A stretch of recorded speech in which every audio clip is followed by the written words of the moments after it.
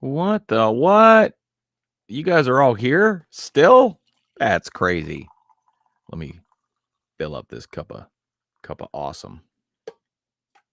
There we go. There we go. All right. So interesting. Sometimes people are commenting before it gets a chance to open up onto the thing. And if we don't catch it in time, I'm noticing that. So Paula Scholl was first on the board. Paula, you upgraded your picture or you changed your picture. Cow, holy cow. You literally haven't aged at all.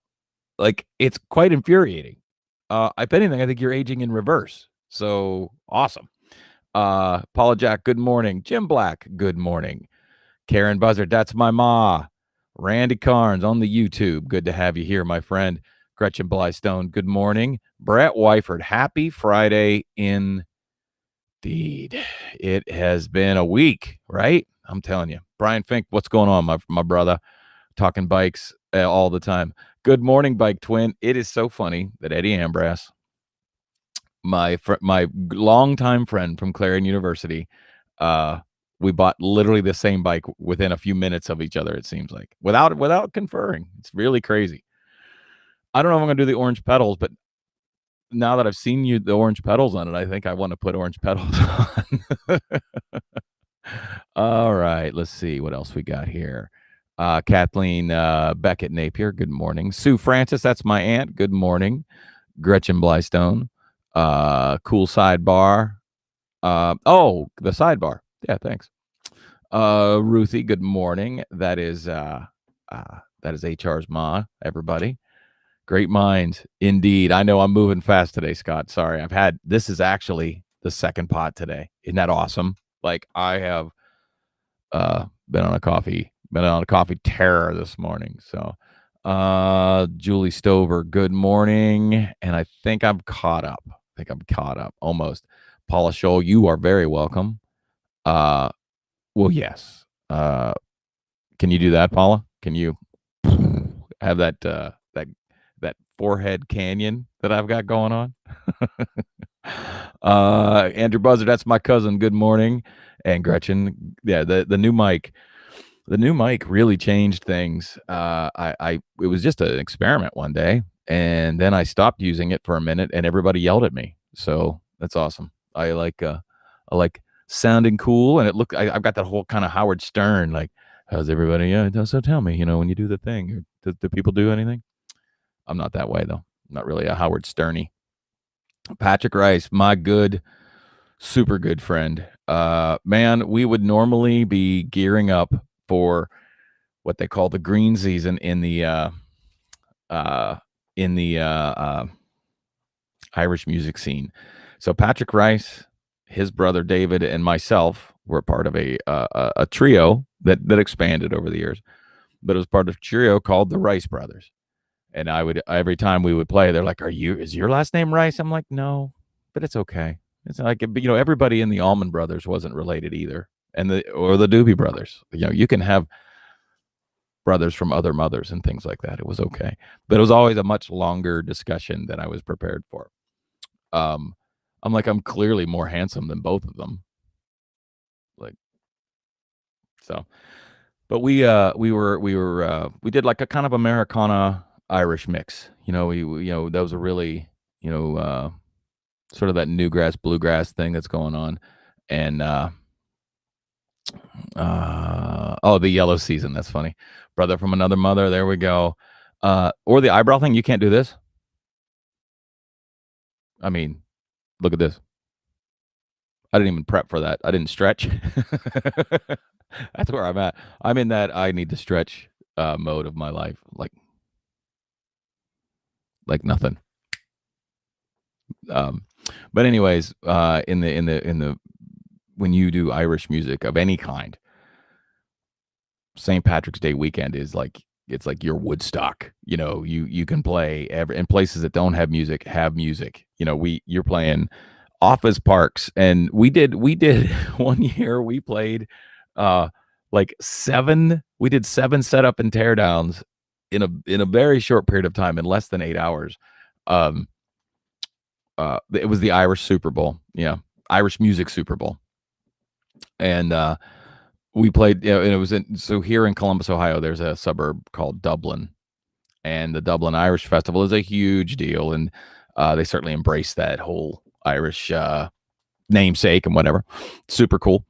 And I will say, even if you're not into Irish music, the Irish Festival is really something. The Dublin Irish Fest is like over the top. Like, it's so much fun. And to see all these big crowds, and like, again, it's so funny to even think about crowds right now. It's hilarious. Ooh, I have a text message. Let's see. Is it anything exciting? Wait a second. We're delivering today. Okay. My Apple, my Mac is still not back yet. Yesterday was the 1 week anniversary for getting it back, of the 1 week anniversary of when it was supposed to be here. So today, I just got a text from Apple, Steve Jobs' ghost. So hopefully I'll get it back. And then we'll maybe, the show might change, but it also might not change. Like, this has been, me and Scott were talking this morning. I like this setup right now. Like, I don't necessarily love that my brother printer is right here, but yeah, who cares? We're here. We're having fun. Dave Bouchard, good morning. Julie, yes, I miss live music a lot. Like that big, heavy crowds, and have to get golf carted in around and all that kind of stuff. So Gretchen Blystone says their winery is back to 50%. Yeah, and you hang out when you can, right? Yeah, the Patrick, it was that in general, the long days. So we would usually play, was it Three-Legged Mare, Patrick? Does that sound right? We would play Three-Legged Mare right before the parade. They do a parade. And then after the parade, we would literally go from like bar to bar to bar, playing all these places. And then we would play things like the family reunion. Like, there's all kinds of stuff. Like, it's if you want to work on St. Patrick's Day, then it was endless. Literally, you could do.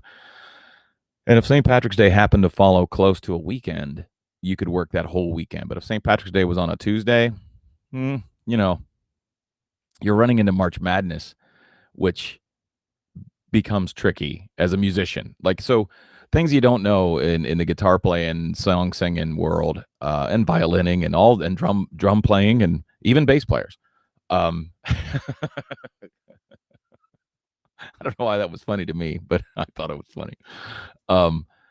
Is you have to schedule around sports, especially now. Like, that has been a slower curve, but like back in the old days, my day of coming up through, you might have a TV or two in a bar, maybe one over the cash register and one, in the corner.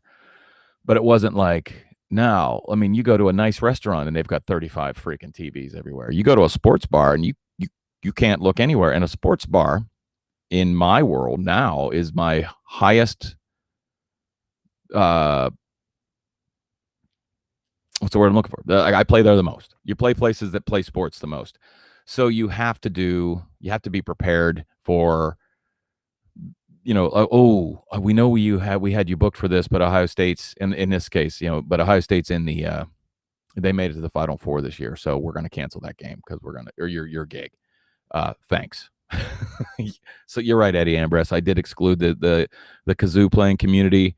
My apologies to all kazooers, baritone, tenor, and bass kazooists. My apologies. It's most sincere. I've missed a bunch of comments here because I've been talking.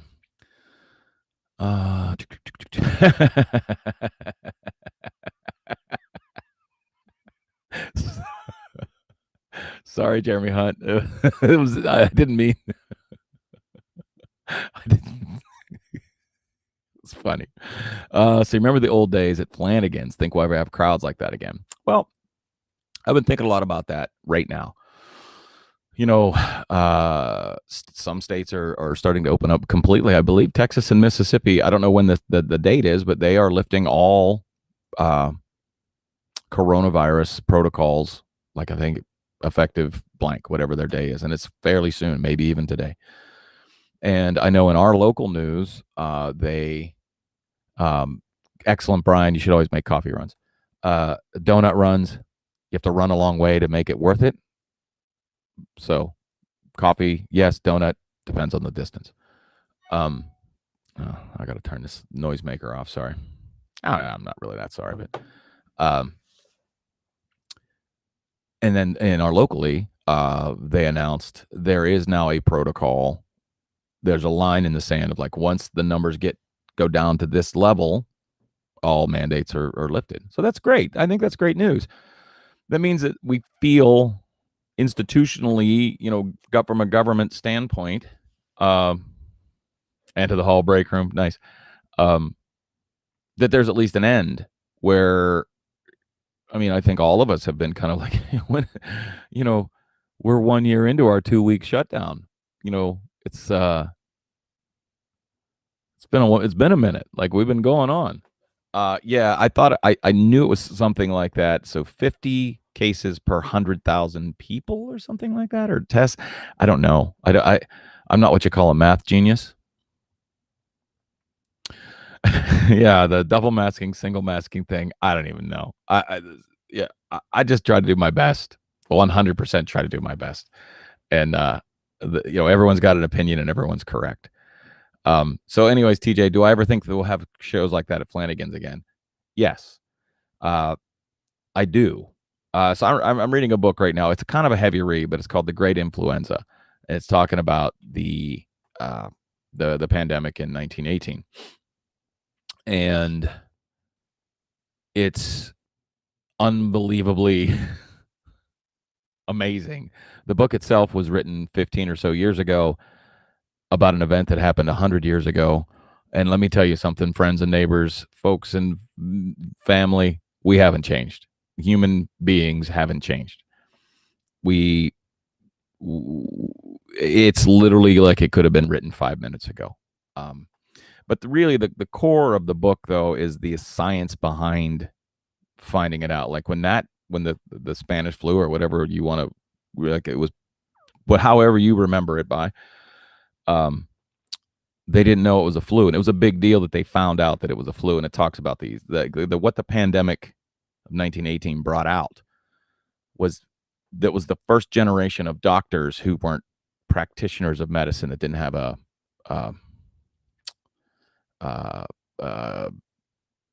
office. Like, they were practitioners that went straight to the science side of things. And it was really, it's very eye-opening.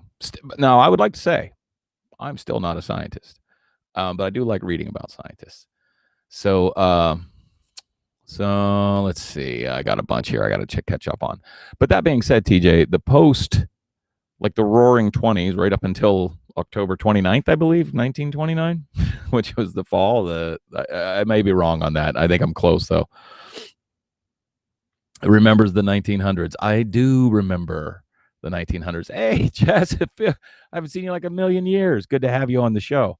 We're talking about the Roaring 20s and into the Great Depression. Very, very exciting stuff. But the Roaring 20s was post their pandemic, so there was this desire to get out and move and be around. So I'm not saying we're going to have a Roaring 20s, but we might have a Roaring 20s, and that could be cool. And from the live music and just live entertainment in general, that might be super amazing. And this has been incredibly difficult for all parties involved that do their business in a bunch of people at one place like that. I don't care if you're in the hockey business, the guitar playing business, the pizza shop business, the whatever it is. If you rely on a bunch of people in one place to keep your above water financials, it's been an incredibly difficult 350 days or so. See how I did that math really quick? I'm like, all right, 2 weeks. We're 2 weeks away from no, it's not really 2 weeks. So I just said 350 days or so. I figured that was easier.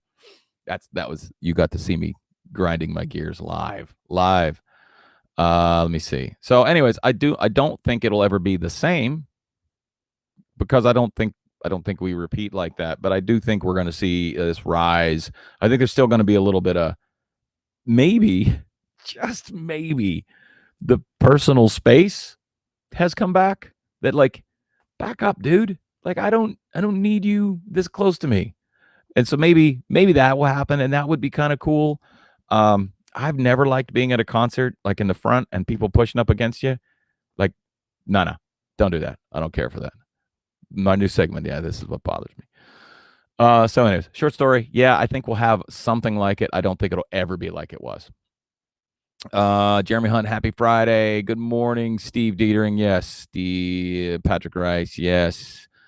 Look, I do love a good acoustic rock, but I miss the rock bands. I miss being loud. So, Jeremy Hunt, yeah, it was just a jokester. Yeah, right, James. I mean, St. Patrick's Day. If you could do 3, 4, whatever you thought you could do, you could book. Is no problem. Yeah, we scheduled specifically kazoo playing, multi-instrument, coffee run. I got to catch up. Sorry. Double masking. Yep. Wolves open up Pennsylvania. Good. I mean, also, I think this is still cautiousness. Like a friend of mine yesterday, still got it. Like was like, it's not like it's gone. And it's not like vaccinations and things are going to make these things go away. But here we go. We're working on it. They bathe once a week. Yeah, maybe. I'm not saying that I bathe every day. Open this up here. Yeah. There we go. I'm almost caught up there. Yeah, I wonder about that. The whole generation of kids will be afraid to hug. I see a lot of young people now with the option to go back to school, and they're maybe not sure they want to. And I can be honest, growing up in Frogtown, I loved Frogtown. Everyone knows I love Frogtown, but I could see like high school wasn't awesome. I could see being like, maybe I will try not going back. If I just got to do this, I can do it from home, do it in my PJs. I could see it, and they've had a whole year of practicing it now. So I don't know. We'll see. Thankfully you had a day job. Yeah, people that that worked the whole way through it and had to, amazing that while the world was in such a flux, in such a moment of like, what do we do next? There was a large population that we still worked. We still did what we do. When I say we, not me. All I did was talk to the internet. There weren't no gigs. Another level, stranger danger. Yeah. So I didn't hate school. It wasn't that I hated school. I didn't. But the other side of it was I didn't have. Yeah, I ain't like today. I've said ain't twice in the last minute. I think that's uncommon for me. Too many coffees, maybe. Maybe not enough.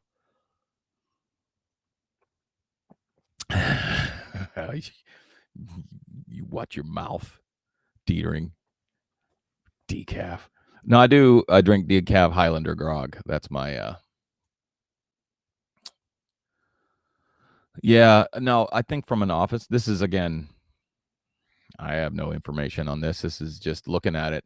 If you look at the bottom lines, like what is one of the bigger expenses of a business? It'd be the stick and brick facility.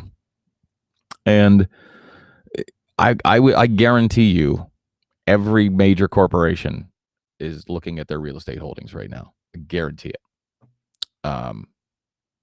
Like why do we need this office building if we can unload this thing and give everybody a $25 a month boost to get better Wi-Fi? Like, what's the matter? So, Randy Carnes, always on remote, always on vacation, always remote. Where you headed, buddy? Which part of the country? You staying local or you headed south? I'm looking forward to getting out of town. I don't know when that's going to be, but I am looking forward to it. But yeah, so it's a good Friday, and got to chit chat a couple times here. My good friend from college, Jay Mundock, has a new show, and now it's Lancaster, Pennsylvania centric. But if you're interested, I will we'll put the link in the thing. So, oh, that's right. So you were in Randy. You were in Florida last year when all this happened. That's right. Is this a camping thing? Do you drag the camper down? I've always wondered what that would be like this. Um, to go and camp somewhere. Still needs good though. It's to be fun. Nice weather is coming. Don't get sunburned, Randy. That is excellent advice. Thank you, Jeremy. That is great advice. Everyone, I'm going to just recommend this. Everyone not get sunburned if you can. We This isn't like your normal winter. It's like if winter lasted a year. A lot of people stayed in for a long time, and getting out in the sunlight might sizzle. Might sizzle. What do we got? Twizzlers? What do we got? Hold on. Still need vacation. I love a Twizzler. We're on a Twizzler kick lately. That's awesome. You guys are going fast again. So I do the I call the I do the spring burn, and then I'm usually good. I do one burn a year, and so usually we do a trip to Florida in spring. Here's hoping. I don't know. We'll see. But and a few years ago, I was doing this whole Instagram story where I was messing with the filters. You can change how it looks. And I was I was making myself look more sunburned than I actually was. And and I got so many people that were like really disappointed in me.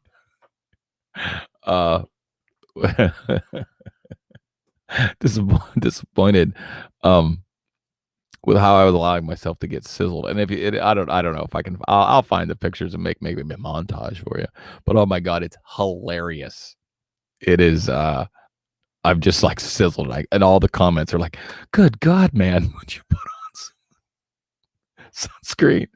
And I'd be like, "Well, I'm fine. I'm fine."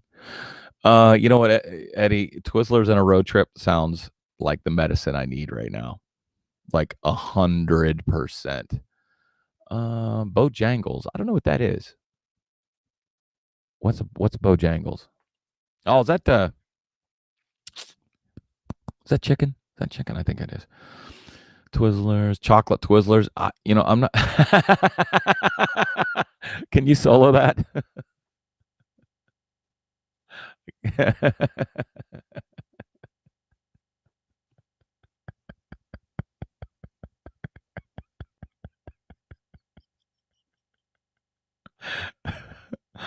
Yeah, that's them. Yep.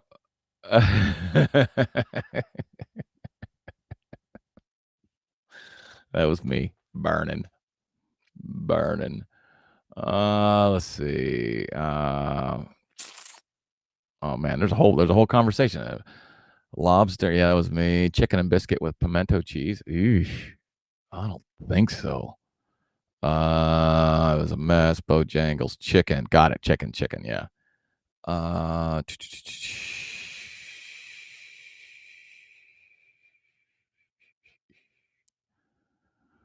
all right. Yeah, I don't know about chocolate Twizzlers if I'm honest. I'm not a huge chocolate person. Um, like I like it in I like it specifically where I like a chocolate chip cookie, but I rarely eat a chocolate bar.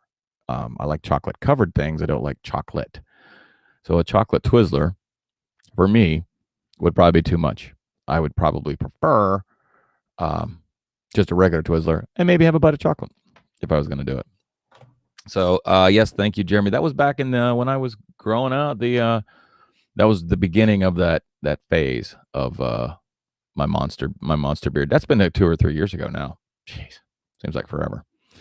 All right, everybody. I'm gonna get out of here. I got work to do. No even comment. I was wearing my jean jacket today. It's my denim jacket.